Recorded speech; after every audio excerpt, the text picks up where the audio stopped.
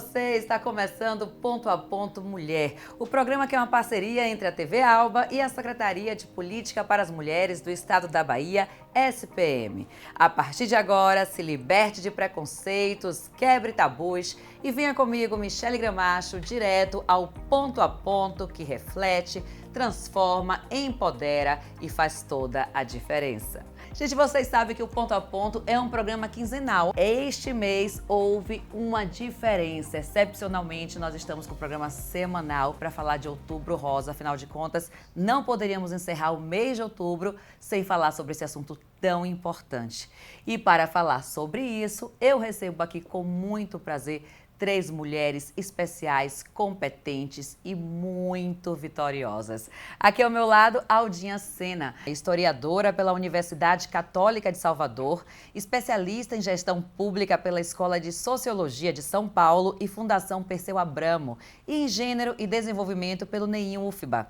Atualmente, chefe de gabinete da Secretaria de Política para as Mulheres do Estado da Bahia, SPM. Muito bem-vinda, Aldinha. Obrigada, Michele. É sempre um prazer estar aqui contigo. Prazer todo nosso.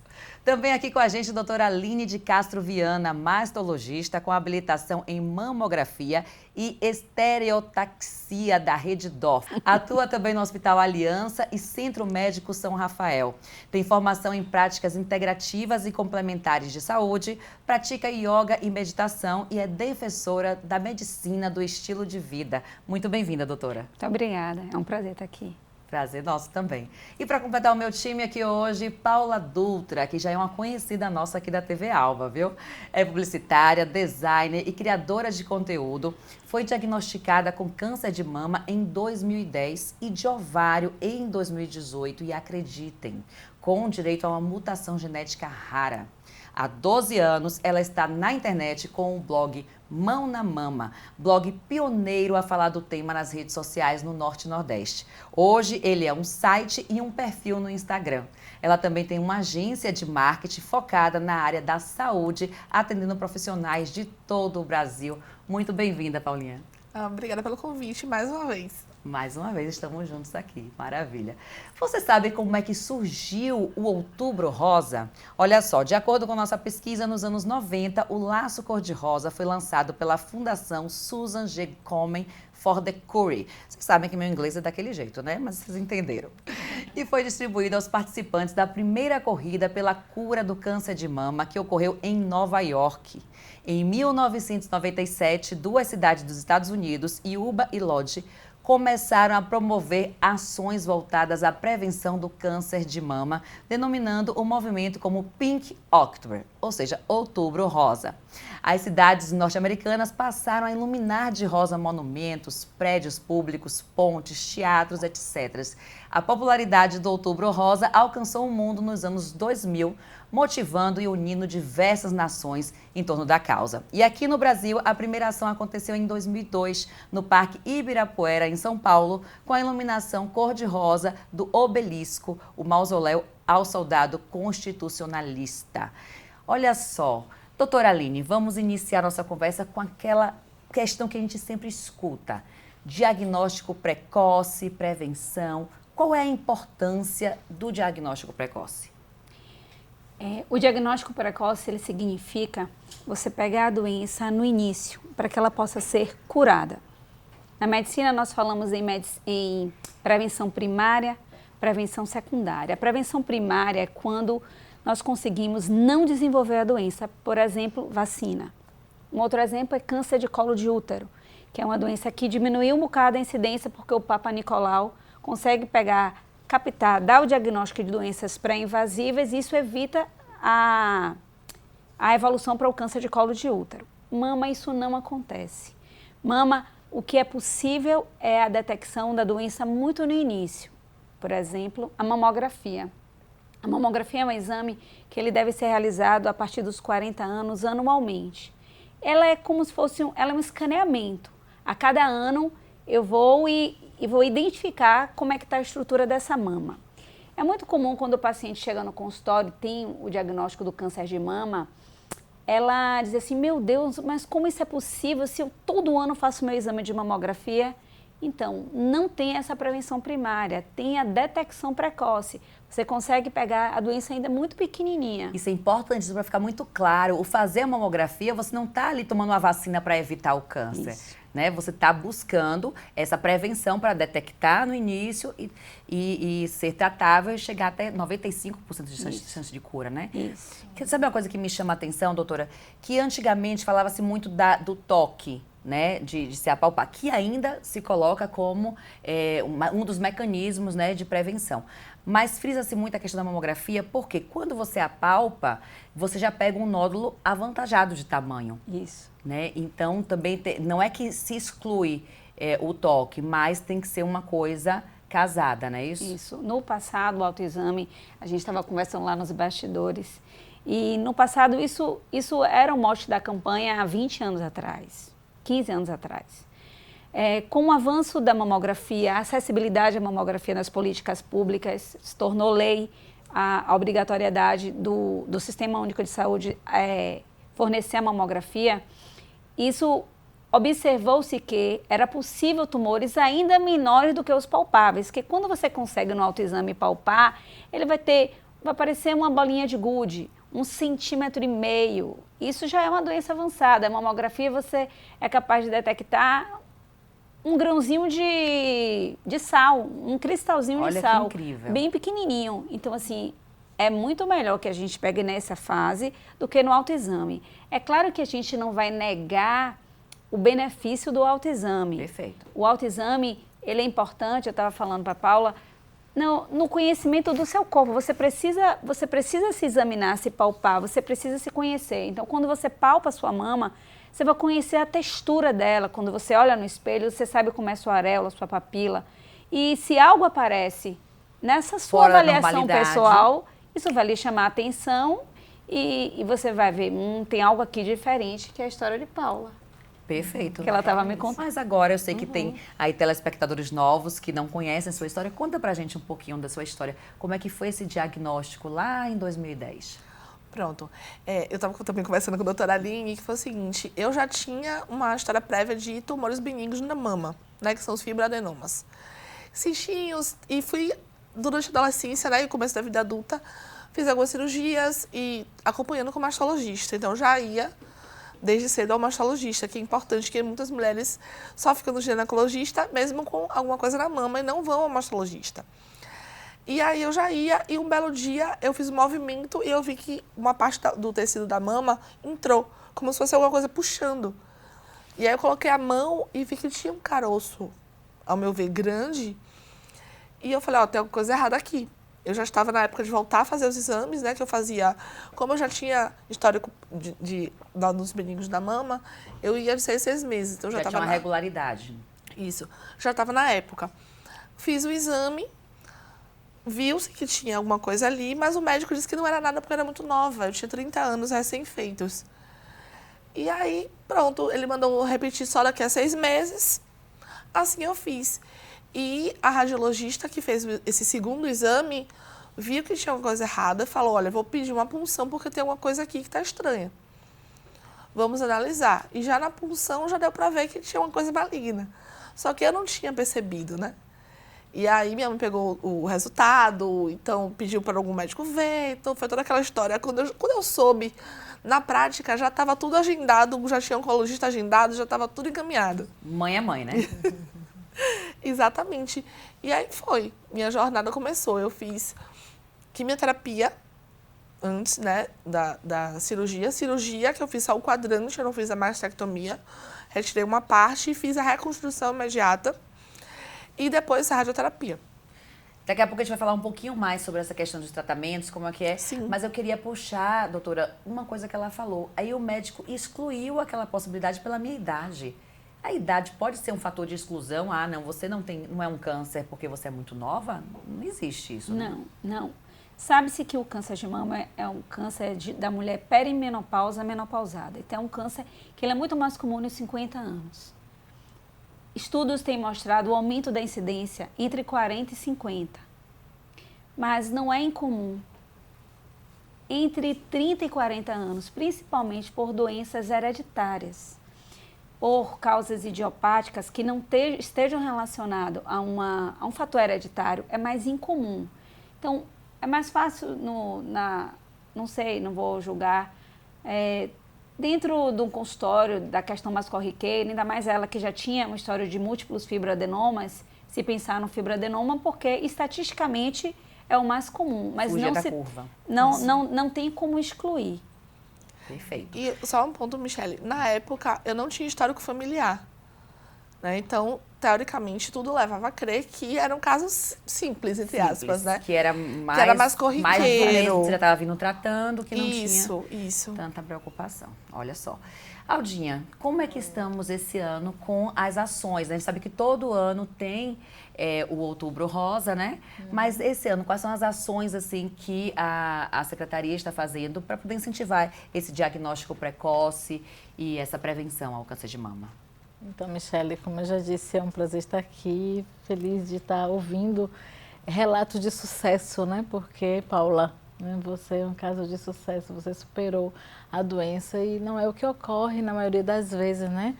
Aí temos dados estatísticos de 30% de mulheres que se acometem da doença que chega a óbito. Mas, então, nós na Secretaria de Política para as Mulheres, o governo do Estado, porque nós estamos fazendo ações integradas, né?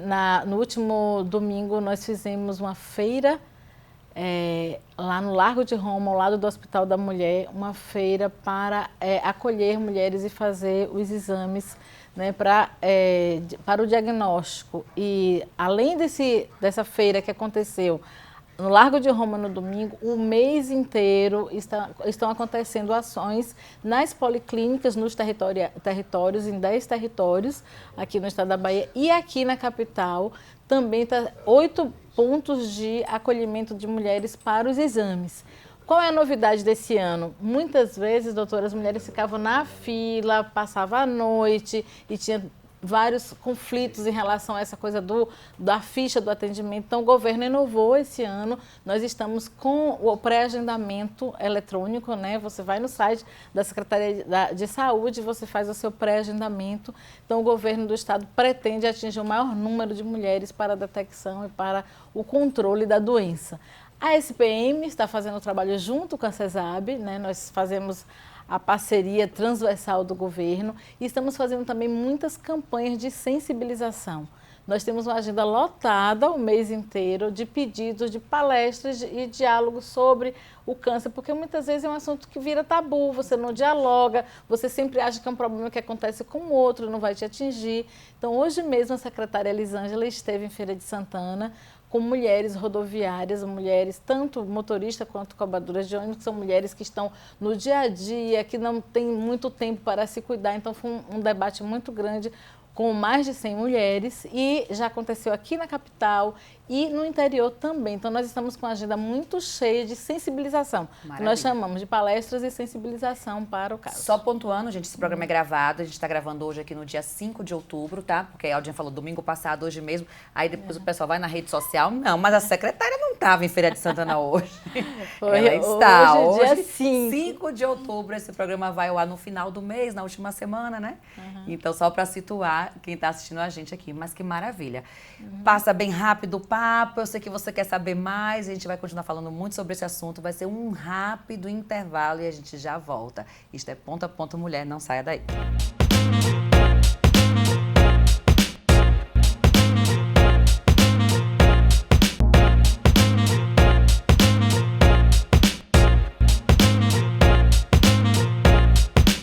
Estamos de volta com o Ponto a Ponto Mulher, hoje com o tema Outubro Rosa, o mês de prevenção e conscientização de combate ao câncer de mama. Gente, olha só, dados do INCA, o Instituto Nacional de Combate ao Câncer, o câncer de mama é a primeira causa de morte por câncer em mulheres no Brasil, com patamares diferenciados entre as regiões. Olha só, as regiões Sudeste e Sul tem taxas maiores, né? 12,43, 12,68 óbitos por cada 100 mil mulheres, respectivamente, seguidas do Nordeste, que tem uma taxa de 10,75 óbitos por 100 mil mulheres.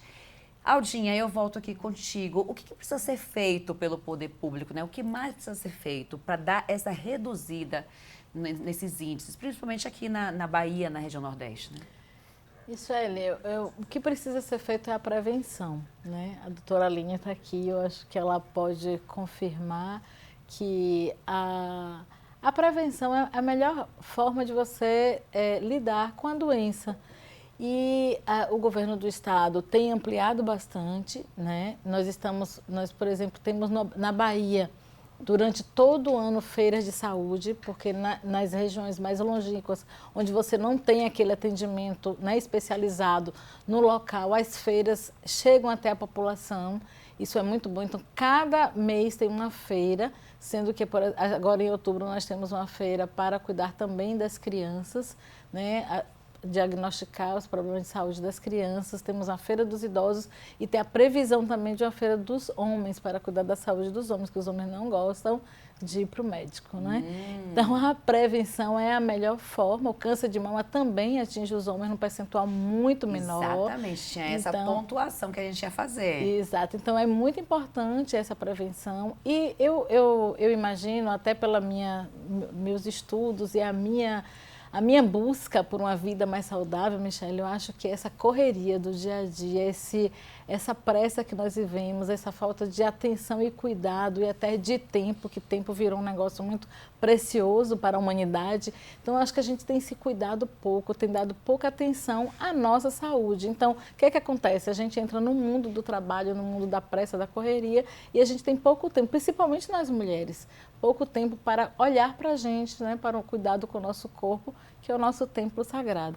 Então, para mim, o governo do estado, o governo federal, todos os entes públicos precisam estar atentos para essa prevenção. Com certeza. Dar acesso, né, que a população tenha, porque investir na atenção básica da saúde, investir na prevenção é melhor para todo mundo, né? Porque dá uma qualidade de saúde para a população e também o custo lá na frente do serviço público fica menor, né? Menor. Porque a complexidade é muito mais onerosa. Doutora, a Náudia tocou num ponto interessante. Os homens também, é mais raro, mas também tem câncer de mama, não é isso? Sim. A estatística é a cada 100 mulheres, um homem vai ter câncer de mama. Por ser um número muito pequeno, a incidência ser muito baixa, acaba que não é foco das nossas campanhas, das políticas públicas. Não é recomendado o homem fazer mamografia. Isso não existe para o sexo masculino. O que existe é, diante do sintoma, o homem vai procurar a assistência médica e aí vai fazer exame para diagnóstico, mas não existe um trabalho preventivo porque a incidência ela é muito baixa. Perfeito. Continuando aqui, falando de sintoma, como é que uma mulher pode perceber ali um sintoma que, olha, isso aqui está fora, isso aqui pode ser indício de um câncer de mama? O sintoma mais comum é a palpação de uma alteração na textura da mama. Pode perceber um nódulo, pode ser percebido uma área de endurecimento.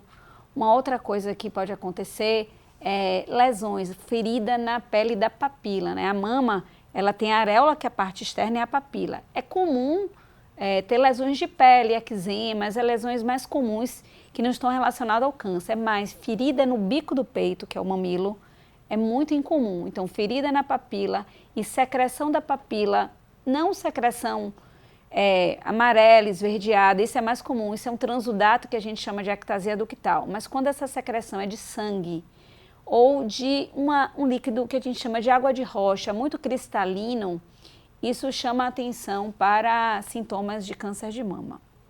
Entendi. Paula, 2010, o susto do câncer de mama. 2018, outro susto, câncer de ovário com a mutação rara. Como é que você lidou com isso?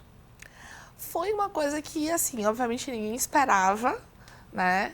Eu tinha tido 2014, né? Eu tive câncer de mama em 2010. 2014 minha mãe teve um câncer de mama muito inicial, ou seja, o histórico foi ao contrário, né? Que a gente brinca. Mas foi muito inicial, minha mãe já era muito idosa, assim, bem mais idosa. E não fizemos a relação, né? De ter alguma coisa genética, as pessoas perguntavam pontualmente, mas não tinha essa incidência, essa insistência. Não tinha essa insistência, né, de fazer o exame genético. E aí eu tive a sorte, né, eu falo sorte porque o câncer de ovário, ele é um câncer silencioso. Então, quando as pessoas descobrem, ele é muito comum já descobrir avançado. Eu descobri inicial porque eu tive uma dor, né, no pé da barriga, como a gente chama, e que não passava. Estranha também aquela coisa do que a gente Podia achar que era uma cólica normal, mas do o autoconhecimento do corporal, corpo. exatamente. Eu sabia que não estava normal, né? Que era um nível de dor muito alto e que não passava. Fui para o hospital e viram que no meu ovário tinha um cisto muito grande, que não estava lá 6 meses atrás porque eu fazia os exames, né, de forma regular. Então, falaram que, né, eu tinha que abrir para poder tirar e ver o que era. E na cirurgia mesmo já foi diagnosticado, que era câncer de ovário. Então, assim, eu lidei, obviamente, com o susto. Ninguém quer que eu, de novo, tenha um câncer, de novo, mudar a vida para a vida. Mas como eu já tinha tido uma experiência prévia, eu acho que isso me blindou um pouco, sabe? Eu tinha tido uma experiência de sucesso com câncer de mama, né? Já tinha alguns anos que eu tinha tido, feito quimioterapia, cirurgia, como eu falei. E agora eu estava tendo um câncer de ovário, fazer quimioterapia de novo, né? Óbvio que dá preocupação, tristeza, mas também tirei de letra. Você é retada. Gente, olha só, nossa equipe foi às ruas para saber como é que a população baiana está se alertando com a questão do Outubro Rosa. Está se prevenindo? Como é que está? Vamos conferir. A senhora aprendeu a fazer o autoexame, faz o autoexame. Como é a sua busca assim, pelo autocuidado, principalmente em relação ao câncer de mama? Sempre, né? Ao tomar banho, né? Se tocar sempre, fazer, né? Se prevenir com o exame, né? Para falar a verdade, não. Todo ano, não. Eu acho que de 5 anos eu só fiz uma vez. Eu faço todo ano eu faço meus exames. Agora, dia 16, eu já tenho agendado. E já fiz um deles, e agora faltam mais os outros, né? E é importante porque a prevenção, né?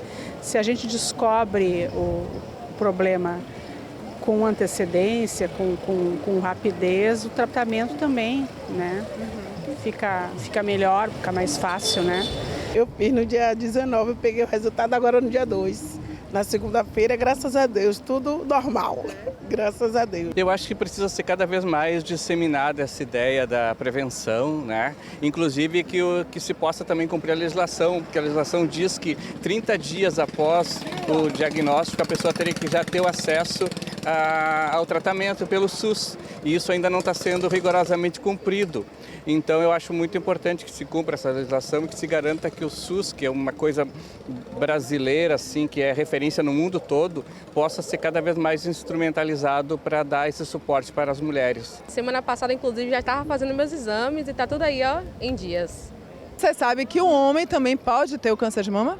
Tem câncer de mama e próstata, para fazer exame de próstata também. Todo mundo tem que fazer. Eu vou até fazer o meu, já fiz uma vez. Até agora não fui informado sobre isso, não. Agora você vai... E agora, a partir de agora, o que o senhor vai fazer? Agora, já que eu estou informado, tem que procurar me cuidar, né? Olha só, gente, tem vários tipos de opiniões, né? Aquela pessoa que está bem inteirada do assunto, outros que não estão tanto. Então, Aldinha, um mês para lembrar que tem que se cuidar o ano inteiro é super importante justamente para isso, né? Para esclarecer a população sobre os assuntos. Exatamente, Michele. A política pública ela tem que ocorrer todo ano, não pode ser só no Outubro Rosa. Então, por isso, nós temos essa preocupação de ter tantos hospitais especializados como as policlínicas no interior para dar todo esse suporte para as mulheres.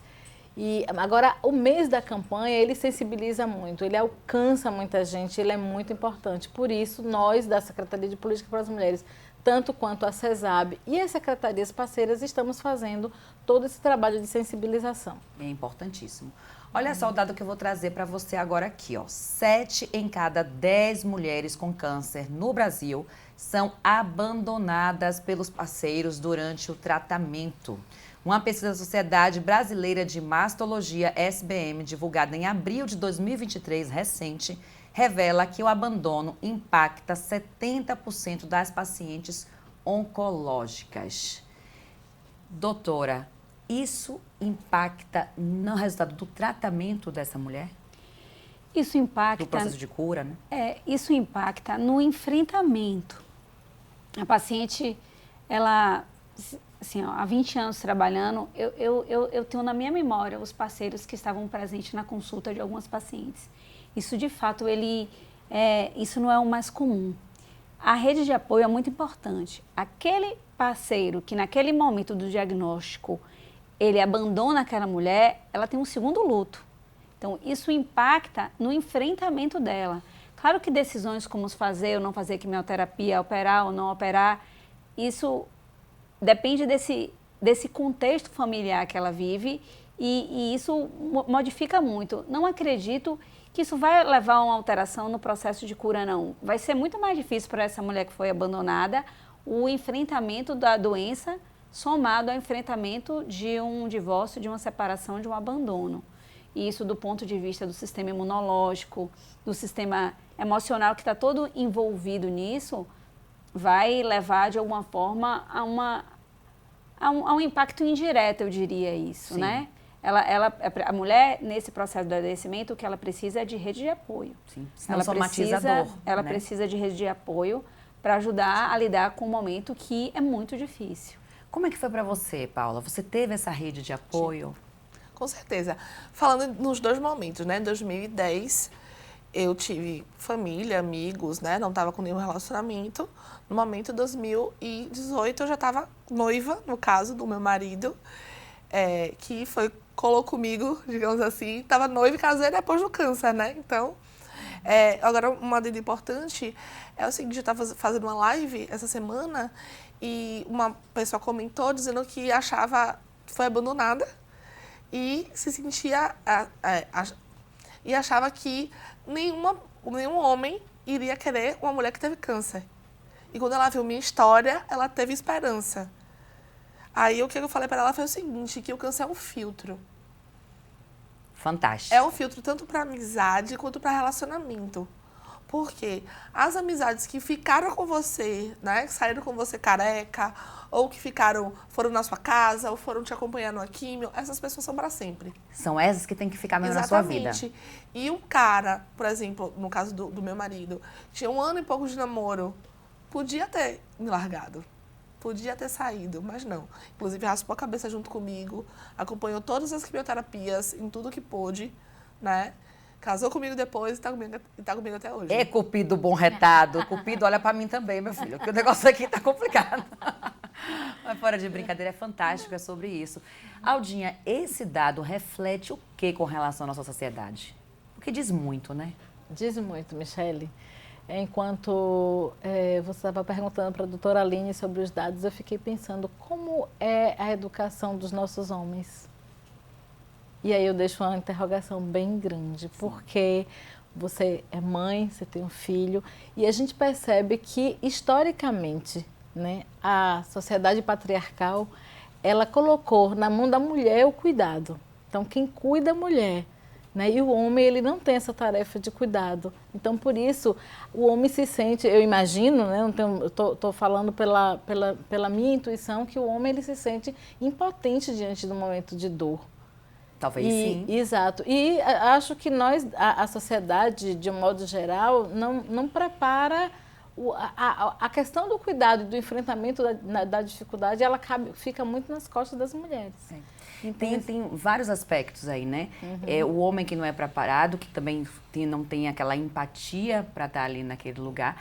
Tem também aquela dependência emocional que a mulher ela vem construindo por uma série de resquícios, né? Da intimidade, de como essa sociedade patriarcal e o machismo interioriza no íntimo de nós mulheres e achamos que para sermos validadas precisamos ter sempre um homem do nosso lado.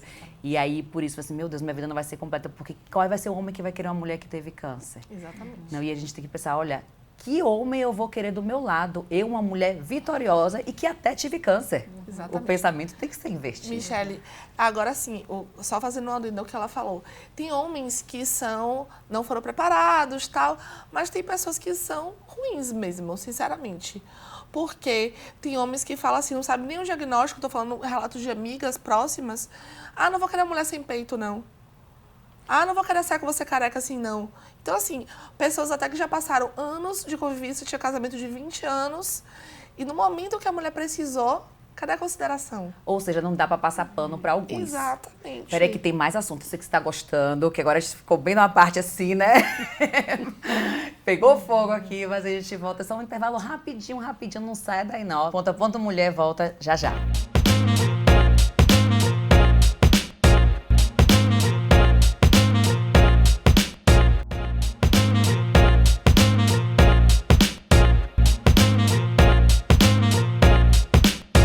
Voltamos com o Ponto a Ponto Mulher, hoje com o tema Outubro Rosa, mês de conscientização e prevenção ao câncer de mama.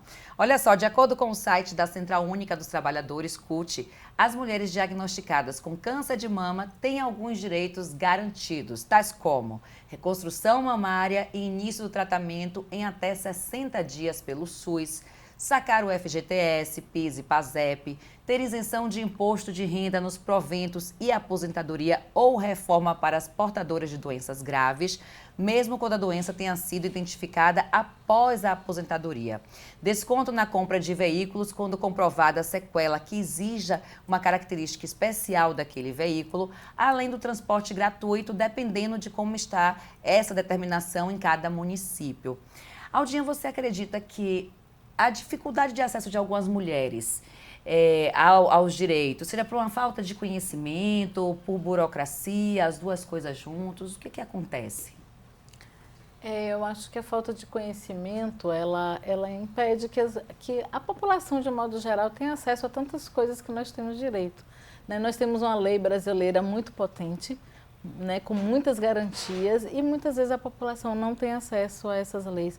Por isso que o serviço público ele é importante trabalhar com a informação, né? E nós da Secretaria de Política para as Mulheres prezamos muito por isso, informar a nossa população, informar as mulheres daquilo que ela tem direito e às vezes não tem acesso. Maravilha. Doutora, é possível fazer o tratamento e continuar com atividades normais? Vamos lá, quais são os tipos de tratamento para o câncer de mama e se eles podem ser concomitantes a você trabalhar e seguir uma vida normal? Sim. Hoje, a gente consegue mais diagnosticar tumores iniciais. Então, o tratamento hoje mais comum é a cirurgia conservadora, em que nós retiramos, como exemplo da Paula, um quadrante da mama e faz a pesquisa do linfonodo sentinela, que é um gângliozinho que é o primeiro a migrar a drenagem linfática e que, se é possível ter metástase, seria o escolhido para poder decidir se faz esvaziamento axilar ou não. Que fica embaixo da axila. Que fica embaixo da axila. Então, a cirurgia mais comum é a cirurgia conservadora. Quando os tumores são maiores, tem-se a cirurgia mais extensa, que é a mastectomia. Hoje, até tumores menores, a depender do caso, no passado, na história de Paula, poderia ter sido oferecido a ela, hoje o que é mais comum, que isso não existia naquela ocasião, de já se fazer, uma paciente aos 30 anos, por exemplo, já fazer o teste genético, já sabe que ela tem a mutação, existe hoje a capacidade da gente oferecer a chamada adenectomia, que é a retirada da glândula mamária com reconstrução imediata. E isso ficou muito famoso depois da história da Angelina Jolie. Existe algum tratamento que não precise de quimioterapia, algum caso? Sim, nem todo câncer precisa de quimioterapia. Hoje nós já conseguimos fazer a avaliação da assinatura genética desse tumor, a biologia molecular dele. E tem tumores que são mais indolentes, que vão ter menos chances de dar metástase, e o que mata é a metástase. Esses tipos de tumores hoje, a depender da idade, de alguns fatores, isso é muito individualizado, não precisa de quimioterapia. Alguns outros casos precisa de quimioterapia. Então, isso é bem individualizado e depende do tipo de tumor e da característica dele. Perfeito. No seu caso, Paula, você conseguiu continuar fazendo suas atividades normais durante o tratamento? Sim, das duas vezes. Tanto no câncer de mama quanto no câncer de ovário, que eu estive trabalhando. Né? No primeira vez eu estava em uma empresa, continuei trabalhando, fazendo adaptações assim, leves na rotina, né? Mas na segunda vez... Você sentiu alguma dificuldade da empresa em aceitar, ter flexibilidade com você, alguma coisa? Sim, no final, porque eu fiz, como eu falei, né? Assim, quimioterapia, cirurgia, radioterapia. Na radioterapia, né, eu, em todo o processo, explicando para eles como é que ia ser, né? Todo o esquema. No final, faltando tipo, dias para terminar, a gestora falou comigo que eu poderia me afastar pelo INSS para eu descansar, porque meu rendimento tinha caído. Aí eu falei, tá, o rendimento caiu porque eu tive câncer. Né? Eu não tenho culpa, assim, também, se as pessoas que ela colocou na minha equipe não estavam conseguindo, né, ajustar, né, e suprir esse papel. Mas eu estava fazendo justamente, por exemplo, no final da tarde, para poder trabalhar durante o dia, sair no final da tarde para poder fazer a radioterapia. Ou seja, você se adequou o seu tratamento para não prejudicar o trabalho. Isso, aí tive esse questionamento, mas eu decidi não me afastar, não tinha porquê, inclusive também nem poderia, faltando dias para terminar. Mas da segunda vez, eu já tinha minha empresa, ajustei só algumas coisas com alguns clientes, né? Eu tenho uma equipe, tenho uma sócia e foi tudo tranquilo. Até mesmo porque quando a mulher ela se sente em condição de estar com essas atividades laborais, isso é bom, né, doutora, para a mente, né? Para você tirar o foco um pouco da doença Exatamente. em si. Eu acho que da primeira vez, eu sou publicitária, né? Trabalhava numa agência, então essa coisa de ficar criando, né? Fazendo projetos, deu ânimo, dava motivação. E na segunda vez eu fui criando outras coisas já, que eu já tinha um blog, já relativas ao câncer, né? Eu fiz um evento que você fez entrevista com a gente, foi o Papo de Câncer.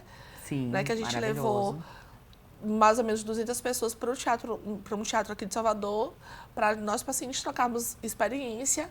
Inclusive, vamos mandar um beijo para Carol, né, que lançou um livro, Carol Magalhães, e que agora eu tive uma notícia maravilhosa que você me contou, que a Carol, depois de ter tido um câncer, a gente ter vencido um câncer, hoje é mãe. Exatamente, mãe de Guilherme. Mãe de Guilherme. Um beijo, Carol, um beijo, Guilherme. Ficamos muito felizes com notícias assim, né? E como vocês inspiram outras mulheres, isso é fantástico. Sim, com certeza. Aldinha, manter essa vigilância de novos casos de câncer, esse diagnóstico todo no país de estatísticas, ajuda a orientar na política pública, né? É importantíssimo, né? Que o Estado fique vigilante nisso. É muito importante que o Estado brasileiro, que o SUS, que é, né, uma conquista do povo brasileiro, esteja atenta aos cuidados da saúde, tanto das mulheres como de toda a população que passa por problemas e desafios na sua saúde. Perfeito.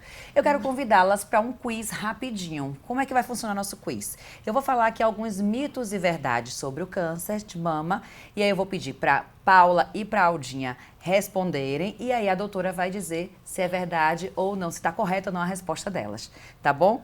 Deixa eu começar aqui, vou começar com Paula. Tá. Paula, o câncer é contagioso. Isso é mito ou é verdade? Mito, totalmente.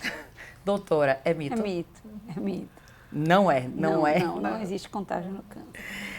Aldinha, se eu faço o autoexame de mamas todos os meses, não preciso fazer a mamografia. Isso é mito ou é verdade? É mito. Mito. Por quê, doutora? Isso é detecção precoce.